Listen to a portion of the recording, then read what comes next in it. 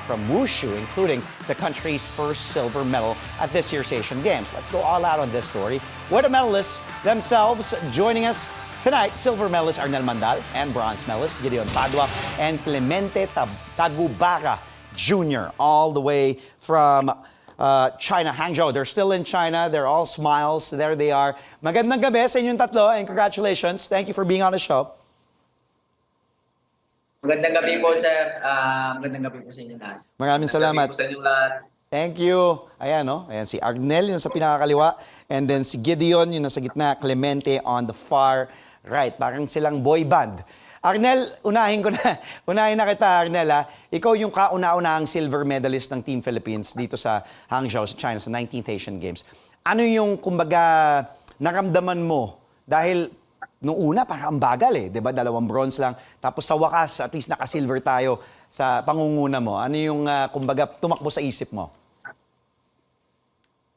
Sa una, sir, nagpapasalamat ako sa taas ng Panginoon. Binigay sa akin to lahat, yung nakawin tayo ng silver medal. Doon pa lang sa magkukumpit pa lang ako sa Asian Games. Doon, I'm so very happy, no? Na nakapag-compete ako sa Asian Games. This is my first time. At saka ako pa yung first time din na nakawin ng first silver medal. So, sobrang saya ko talaga, sir, ngayon.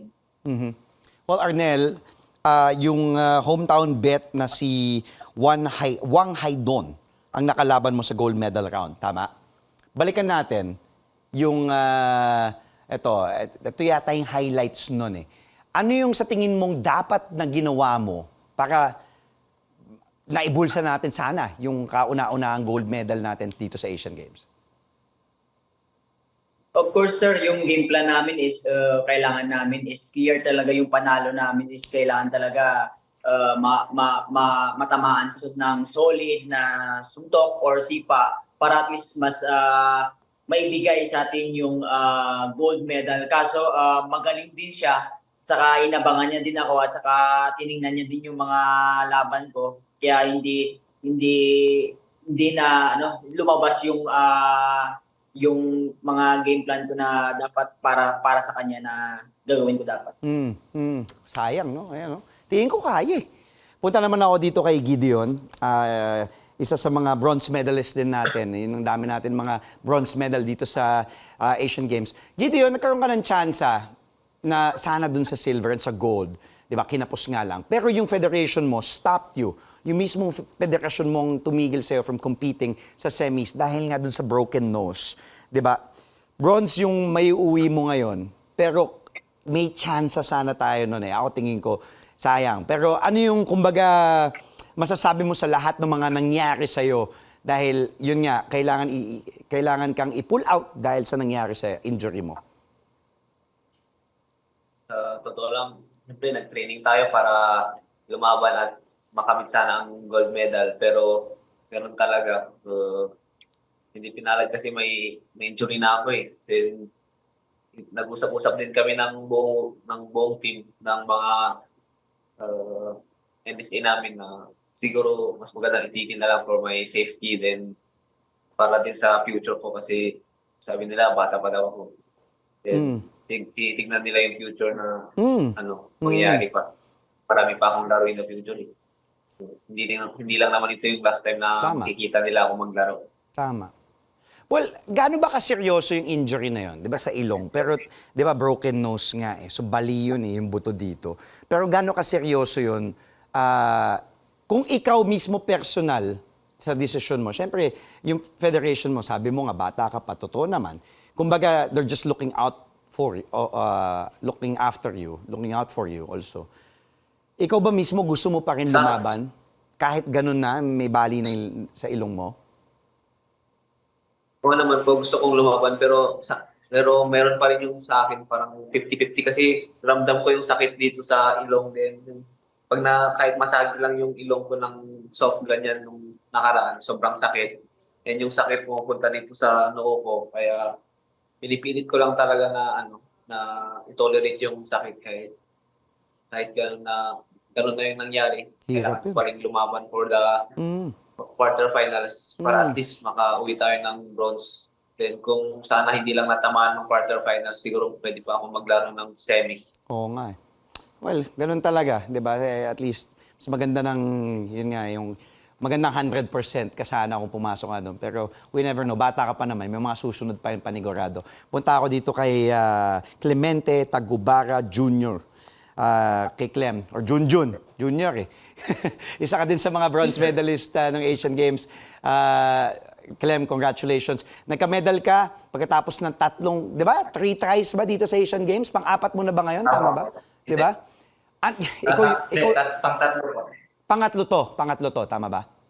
Pangatlo. Oh, ano yung pakiramdam na, 'di ba, third time is a charm na pagkatapos mo mabigo dun sa unang 2 beses mo, eto ngayon, di ka tumigil, sa wakas na nakauwi ka ng medalya.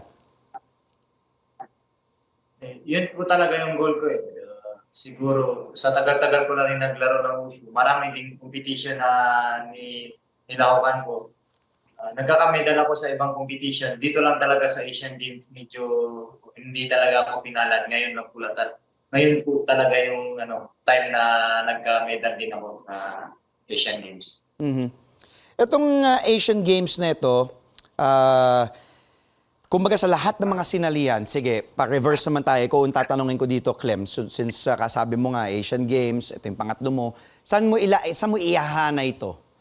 Ito na ba yung masasabi mong pinaka-successful mong sinalihan na tournament?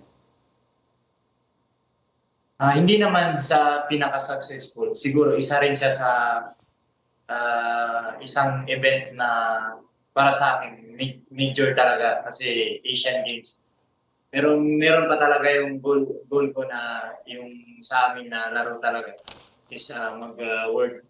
Mag-top din ako sa World Championship, ganun. Mm. Kayong dalawa naman, ikaw naman Gideon at Arnel.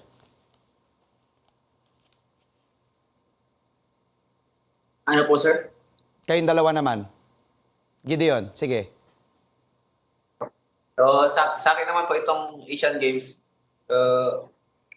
isa rin po to sa big event na gusto kong masalihan. Then, yun nga, natupad natin. Then, kahit first time ko, nagka-medal ako. Then, tapos, sobrang saya ko sa nangyari ngayon.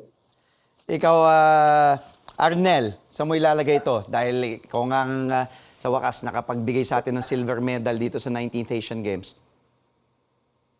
Of course, yung sinabi pa lang sa akin na ako magkukumpit ng Asian Games, doon pa lang very lucky na po ako dun, sir. Kasi bihira ka lang makakalaro ng Asian Games pag kulang yung preparation eh. Kaya yun, okay naman yung officials ko, tiwala naman sa akin. Kaya yun, binigyan ko naman sila ng tawag lang, hindi lang sa official ko, binigyan ko naman silang magandang achievements. At saka para sa ating bansang Pilipinas. Well, maraming salamat ulit sa oras ninyong tatlo. Alam ko bukas ang lipad nyo ulit pabalik dito sa Maynila. Congratulations at ingat kayo. Lalo na papagaling ka, Gideon. And congratulations, silver medalist si Arnel Mandal. And also Gideon Padua, bronze medalist. And Clemente Tagubara Jr. all joining us from Hangzhou, China. Fresh off their stint, all bringing home medals from the 19th Asian Games. Maraming salamat. Congratulations muli.